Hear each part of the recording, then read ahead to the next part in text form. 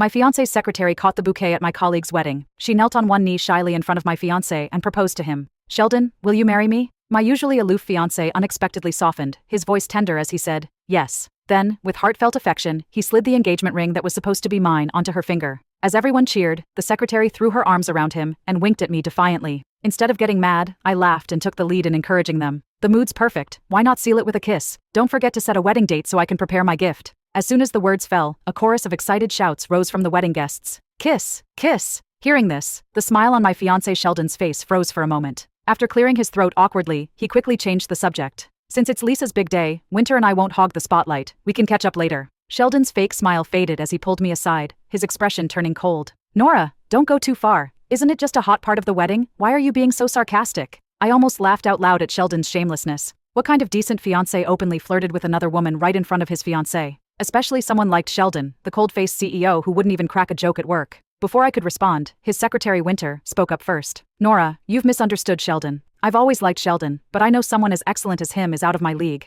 Today Sheldon was just being kind, helping me fulfill my little dream of confessing to him. Winter deliberately showed off the engagement ring on her finger as she spoke. A week ago, I found an exquisite ring box in Sheldon's suit pocket. I knew the brand. It specialized in custom engagement rings. I was ecstatic as I held up the ring box, expecting a proposal from Sheldon after 8 years. Ironically, the ring didn't even fit my finger. No wonder Sheldon looked so flustered that day. He then explained, the designer must have messed up your ring size. I'll have it adjusted later. I was so deeply in love with him that I took his word for everything. But now, seeing the ring fit perfectly on Winter's finger, like it was tailor-made for her, I wasn't a fool. How could I have missed it? When Sheldon slid the ring onto Winter's hand, everything became clear. I wasn't the one he intended to propose to. Noticing my gaze fixed on her hand, Winter immediately looked flustered and started to take off the ring.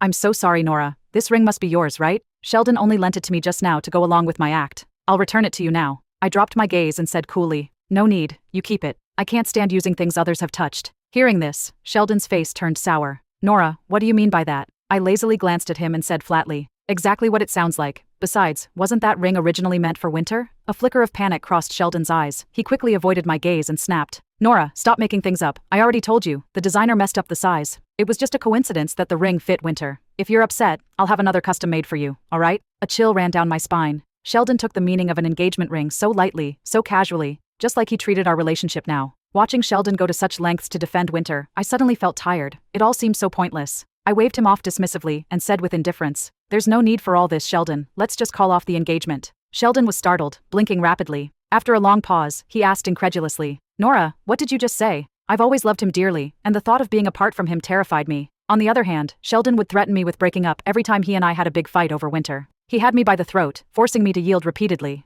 But all I ever gained was a series of deep wounds. Winter abruptly grabbed my hand, putting on a show of being reasonable and hastily advised. Nora, don't be impulsive. Let's talk this over. You've been with Sheldon for 8 years. How could you possibly bear to give up on this relationship? Besides, Sheldon is already the vice president of the company now. If you fall out with him, aren't you worried it will affect your career in the future? Hearing this, Sheldon stood up straight with a smug look on his face. He adjusted his suit cuff and looked at me reproachfully. Winter is right. I've provided you with everything you need for all these years. What more could you possibly want? Nora, that's enough. Stop making a scene. There are so many people here. Aren't you embarrassed? If our colleagues notice, how am I supposed to face them at work? Sheldon put on an air of superiority, as if I owed my job to him. But he seemed to have forgotten that I had accompanied him to that cramped, 10-square-meter basement, where we were struggling to start our business. It was I who accompanied the client to drink, until I got a bleeding ulcer to help him get promoted and secure the project. I chose to stand by his side resolutely, when everyone else dismissed and looked down on him. A bitter smile twisted my lips, as tears pricked at my eyes. After 8 years of devotion, what had I gained? Sheldon, if you feel ugly, I will go back now and not disgrace you here. Don't worry, there's no future between us anymore. Let's part amicably. Perhaps my tone was too flat.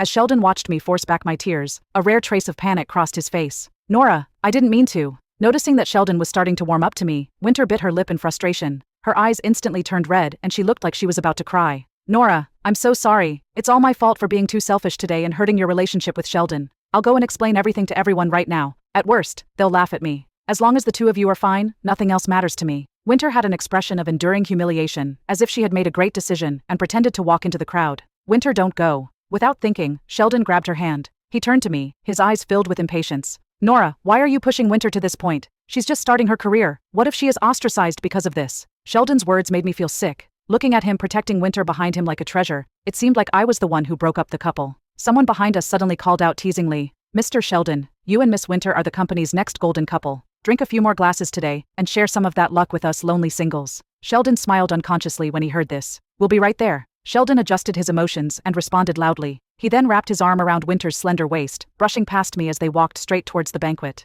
As if to him, I was merely an insignificant person. I knew that a lot of people in the company were shipping Sheldon and Winter as a couple. Yet Sheldon never stopped the rumors from spreading. He even enjoyed this ambiguous relationship with Winter. But once, when Sheldon gave me a ride to work and was seen by a coworker, my coworker gossiped, asking if Sheldon and I were dating. Sheldon swiftly deducted the colleague's salary for a month, warning him not to speak recklessly and disrupt the company's atmosphere. From then on, Sheldon never gave me a ride again. He claimed it was to avoid rumors and insisted that I take the subway instead. Winter's laughter kept drifting into my ears. She nestled in Sheldon's arms, her cheeks flushed red with shyness. In the past, if I'd seen Sheldon being so intimate with another woman, I would have confronted her without a second thought. But now, I could calmly watch everything in front of me. I sighed softly. I knew I didn't love him anymore. I silently turned to leave and messaged the company headquarters that I was willing to accept an overseas transfer. My job had been stagnant for years, and Sheldon hated long-distance relationships. So I stayed in the country for him, willingly giving up better opportunities for advancement. But now there's no need for that. After returning home, I quickly received instructions from the headquarters that the official transfer would be scheduled in 3 days. Just then, my phone dinged with a pop-up notification. It was a new post from Winter's social media. A photo of 2 hands interlocked, both wearing matching rings.